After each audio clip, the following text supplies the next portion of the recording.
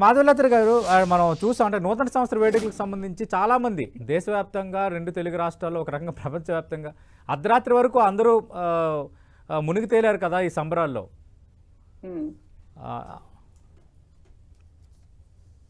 చెప్పండి. అదే అంటే మరి అంటే ఇప్పుడు ఇది వివాదం అని ఎలా అంటారన్నది వాళ్ళు అడుగుతున్న వాళ్ళు వ్యక్తం చేస్తున్న అభ్యంతరం.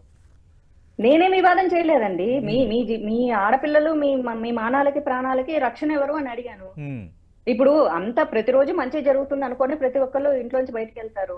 ఏదో ఒకటి కర్మగాలి తగిలినప్పుడు ఆ రోజు వెళ్లకుండా ఉండాల్సింది, ఇది జరగకుండా ఉండాల్సింది, ఇది చెయ్యకుండా ఉండాల్సింది అంటారు. ఉమ్, నాకు అర్థం కాని విషయం ఏంటంటే, మరి ప్రజలే నిర్ణయించాలి, తెలుగు ప్రజలు నిర్ణయించాలి. అంత పెద్ద మనిషి, వయసు అయిపోయింది, ఇవాళ రేపు అన్నట్లు ఉన్నారు. ఉమ్, ఆయన మర్యాద పూర్వకంగా మాట్లాడాల్సిన వ్యక్తి నన్ను పట్టుకొని నోటికొచ్చిన అమ్మనాభూతులు మాట్లాడారు. మళ్ళీ ఆయన బిఫోర్ వీడియో మీరు ప్లే చేయండి. మహిళలు ఏం ఆడోళ్ళు ఎంజాయ్ చేయకూడదా, ఆడోళ్ళకి ఫ్రీడమ్ లేదా, ఆడోళ్ళు డీజే పోకూడదా, ఆడోళ్ళు ఇట్లా ఎగరాలి, దూకాలి, స్వేచ్ఛ ఉండాలి, స్వతంత్రం ఉండాలి అన్నారు.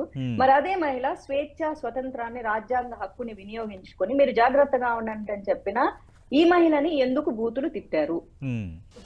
దానికి సమాధానం చెప్పాలి. అందుకే పెద్దోళ్ళు సామెత చెప్తారు, ఇలాంటి వాళ్ళ మీరేమో సామెత చెప్తారనమాట. అమ్మని తిట్టగాకరా నీ అమ్మ నాయాలా అని తిట్టాడంట. అట్లుంటుంది ఆ సామెత. ఈయనకి పెద్ద మనిషికి కరెక్ట్ గా వర్తించేటట్లుగా ఉంది.